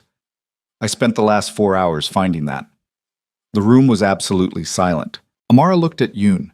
She watched him process what had just been said, watched the pleasant surface hold while something underneath it recalculated its speed. "That's a significant accusation," Yoon said very quietly. "It's a finding," Tae-jun said, "supported by 6 documents, 2 of which are public filings and 4 of which are internal. The lawyer at the end of this table has copies." He looked at the lawyer, who nodded once without expression. The boundary expansion didn't benefit the project's return metrics significantly enough to justify the risk of community opposition. It benefited a private land position that was already in place before the expansion was filed. Marcus Webb didn't make that decision alone. Yoon said nothing. "I want the complaint against Ms. Brooks withdrawn," Tae-joon said. "Tonight, as a condition of any further conversation about the financing structure." "You're not in a position to make conditions," Yoon said. "You need my financing." "I needed your financing yesterday," Tae-joon said. "Tonight I need your signature on a withdrawal, because if I don't have it in the next 30 minutes, every document in this room goes to the city's ethics office and the financial crimes division of the DA's office before midnight." He looked at Yoon with the specific steadiness of a man who had spent years in rooms exactly like this, who knew precisely what pressure felt like and how much of it was required. "And I think we both know that's a conversation you don't want to have." The silence ran for 10 seconds. 15. Yoon looked at Tae-joon, then he looked at Amara, and the look was not pleasant anymore, not patient. It was the look of a man who had made an assessment and arrived at a conclusion he didn't like. He looked at his own lawyer, a small man at the corner of the table who had been so still Amara had nearly forgotten he was there. Something passed between them. The lawyer opened his case and removed a single sheet of paper. "The complaint will be withdrawn," Yoon said. "As a gesture of goodwill, contingent on—" "No contingency," Tae-joon said. "Unconditional withdrawal. Sign it." Another silence. Yoon signed it. The lawyer handed it to Park, who walked it to Amara. She looked at it. Her name, crossed out of the complaint header. Yoon's signature below. She folded it once and put it in her bag and said nothing, because there was nothing to say that the document didn't already say better. "The financing," Yoon said. "Is being called," Tae-joon said, "as you invoked. That stands." He looked around the table. "The board will vote on whether to accept the default and restructure or to find an alternative path.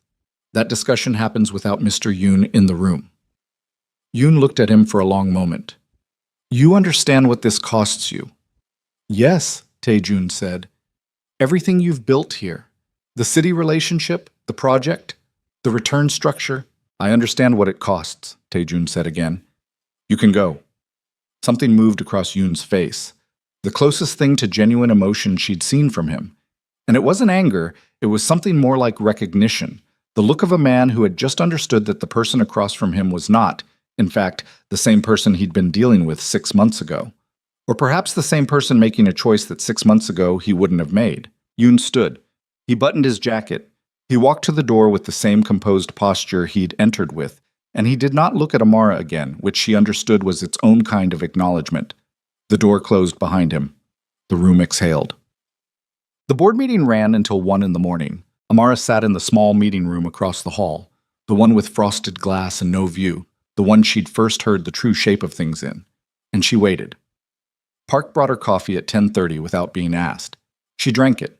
She looked at the frosted glass and listened to the muffled sound of voices she couldn't make out, and she did the thing she always did when she was waiting for something she couldn't control. She ran numbers. Not project numbers, personal ones. What she had, what she might lose, what she could rebuild and what she couldn't. Her job was probably gone. She understood that. Even if Tae-joon survived the board vote and restructured the project, she had walked into a partner meeting with unauthorized documents, distributed them publicly, and contributed directly to the collapse of a major financing relationship. The organizational math on that was not ambiguous. Her scholarship required a current employment record in good standing for its corporate partnership component. If she lost the job, she had 60 days to find a replacement, or the stipend component would be suspended. Evelyn's house, if the restructure went wrong, could still be in a legally ambiguous zone for months. She added it up. She sat with the total. Then she thought about Evelyn saying, "Go finish it," and the way her grandmother's hands had felt in hers for that 1 second in the fellowship hall. And she thought about 200 people on their feet with packets of paper. And she thought about Mrs. Patterson writing in her notebook. And she thought about what it had felt like to stand at the front of that room and say the thing that needed saying. She did not think she had been wrong. She did not know yet what not being wrong was going to cost her.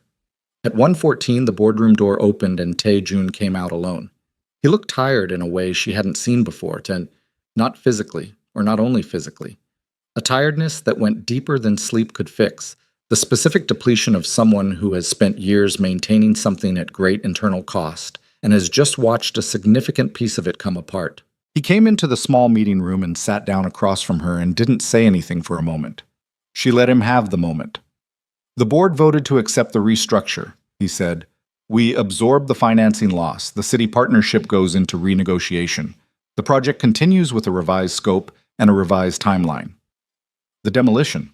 Suspended. Full stop. He looked at his hands on the table. The board agreed to a community review process before any demolition decisions are finalized. Representative inclusion.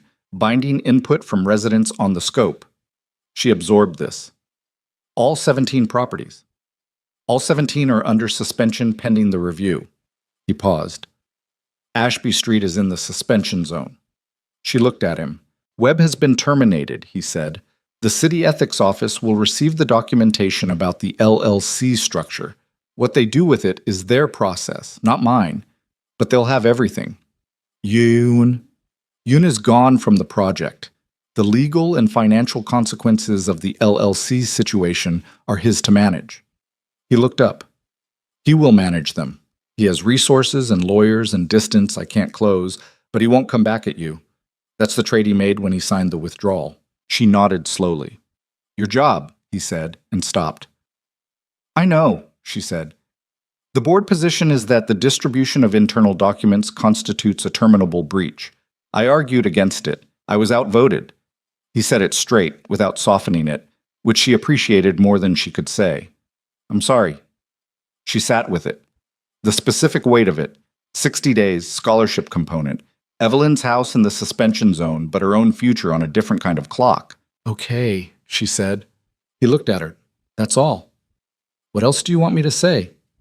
She wasn't angry. She was just tired and clear in the way you get clear when everything non-essential has been burned off. I knew what I was doing when I did it. I knew what it might cost. I did it anyway. Why? He said. She looked at him. Because the alternative was knowing and saying nothing, and I can't do that. I've never been able to do that. It's probably the most expensive thing about me. He was quiet for a moment. It's not a flaw, he said. Tell that to my scholarship committee. Something crossed his face. Not quite a smile, but the shadow of one, the ghost of warmth behind the exhaustion.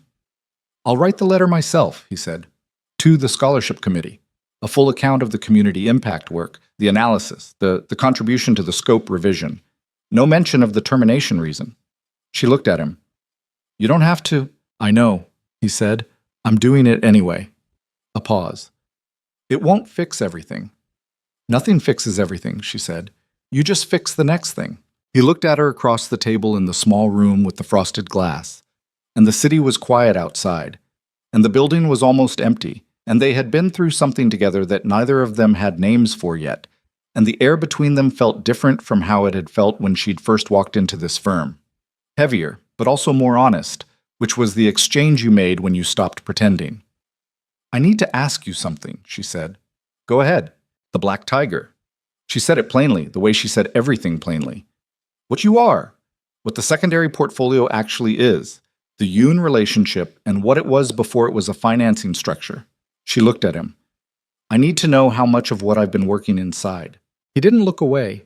He didn't reach for a version of the truth that was easier to hand over.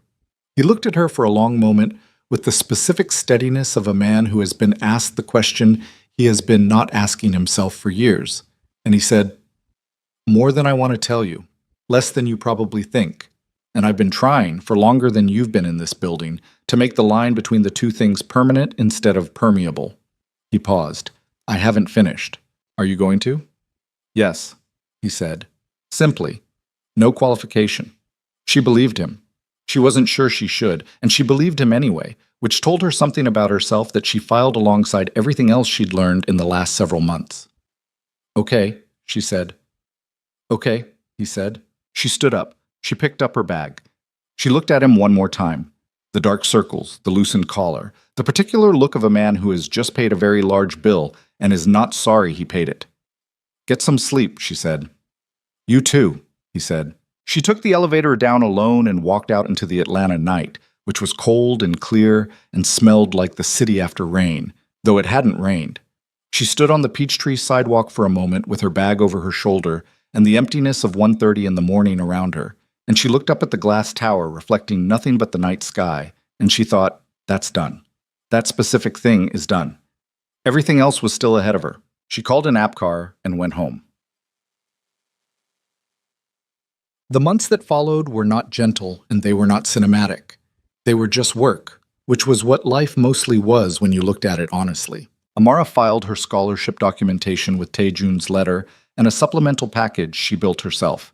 The community impact analysis, the full scope of the revision she'd contributed to, 2 letters from community coalition members, including one from Mrs. Patterson, that was 3 paragraphs long and did not waste a single word. The committee reviewed. They deliberated for 11 days. They reinstated the stipend component on the condition of continued academic standing, which she had, which she maintained. She found a new position. Not immediately, not easily. It took 6 weeks and 4 interviews and one very long conversation with a professor from her finance program who knew people at a community development financial institution in Midtown that did impact-focused real estate lending. The work was less prestigious and paid 60% of what KGH had paid and required her to be on the MARTA before 7 every morning, and she took it without hesitation. Lena texted her the day she started. "First day. How is it?" She texted back, "Real." Lena responded, "Good." The West Side Corridor project entered its community review process in March. Amara was not part of it professionally, but she went to the public meetings as a resident, as a woman from Vine City whose grandmother lived on Ashby Street, and she sat in the rows instead of at the front, and she listened, and when she had something specific to say, she said it, and her analysis was in the public record and the review committee had read it, and she felt the weight of that in a different way than she'd felt the weight of it inside the building. Cleaner, somehow. More honest about what it was. The review took 4 months.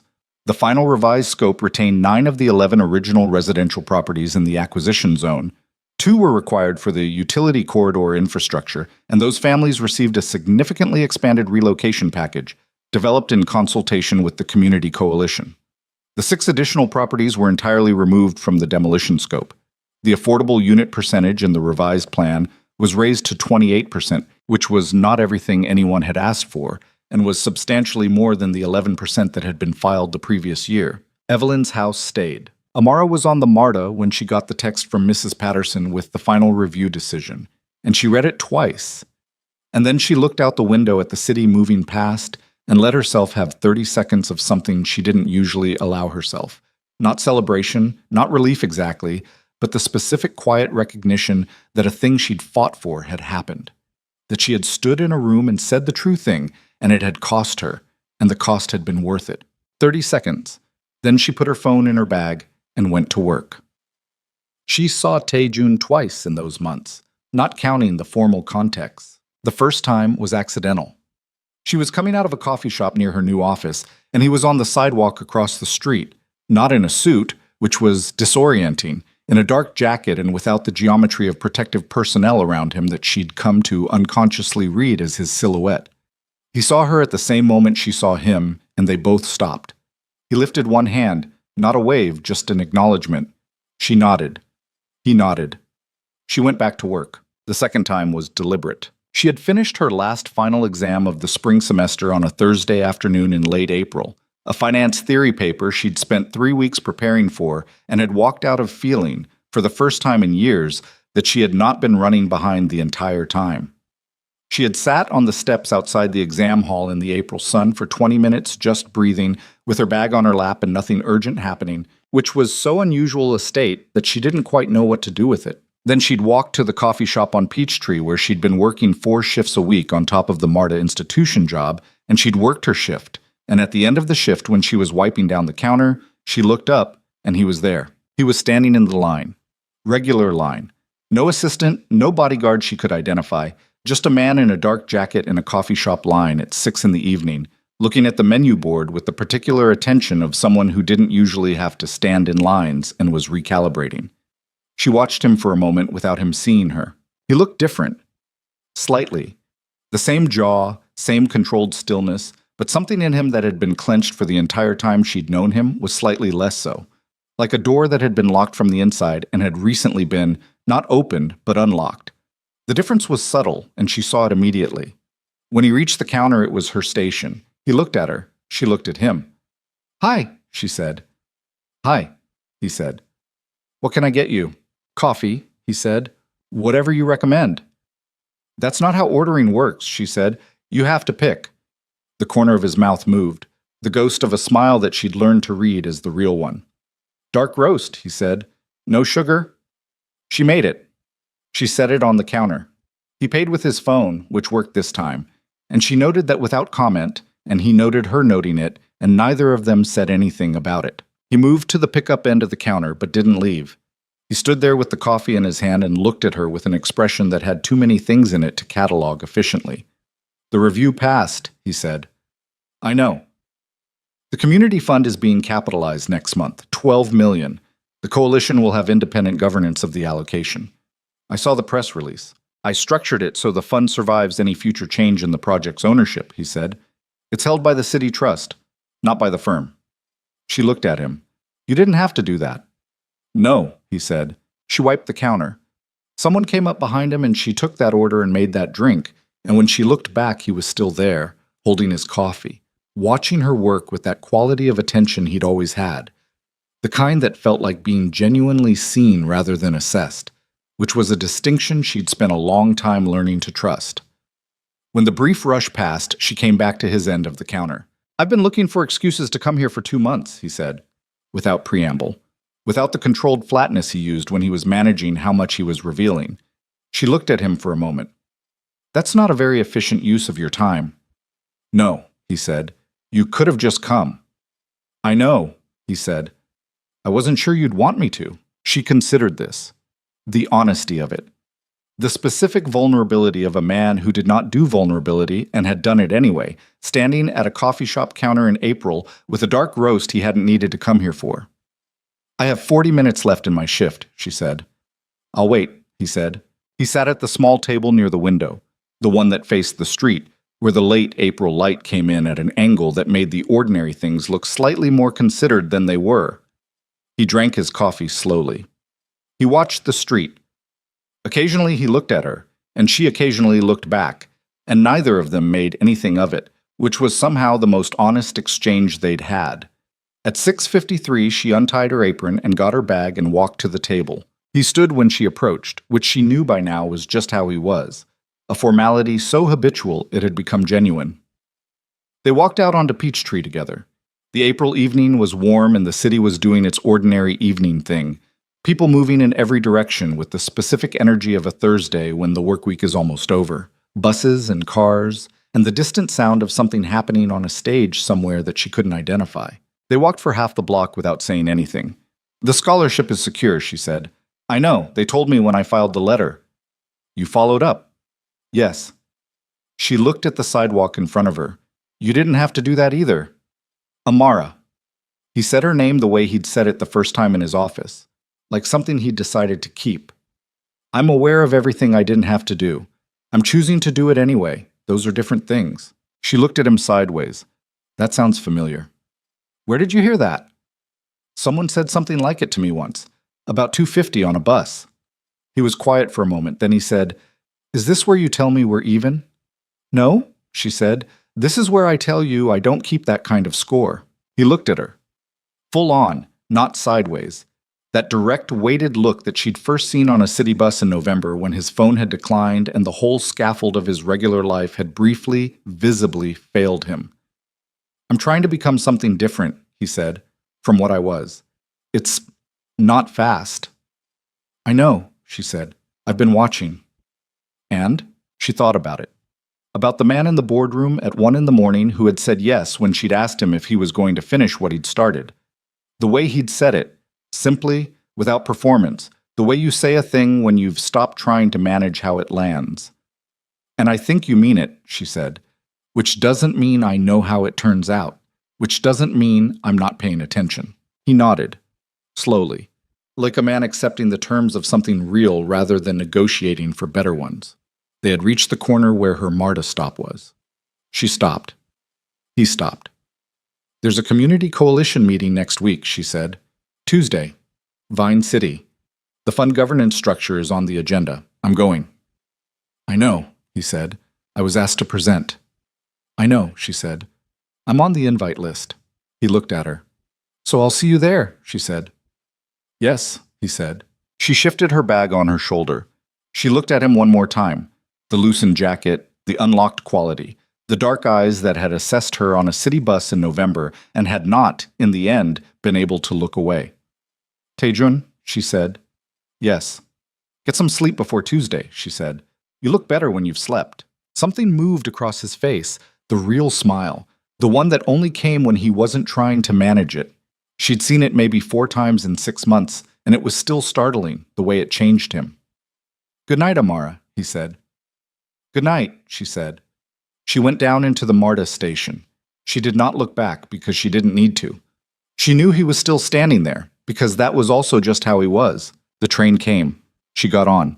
She found a seat by the window and watched the dark tunnel give way to the elevated section where the city opened up below, the lights of Atlanta spreading out in every direction, the streets she knew and the ones she didn't, and the ones that had almost been erased and weren't, the ordinary and the survived and the still becoming, all of it mixed together under the same April sky. She had $41 in her account this time last year. She had more now, not much more, but more.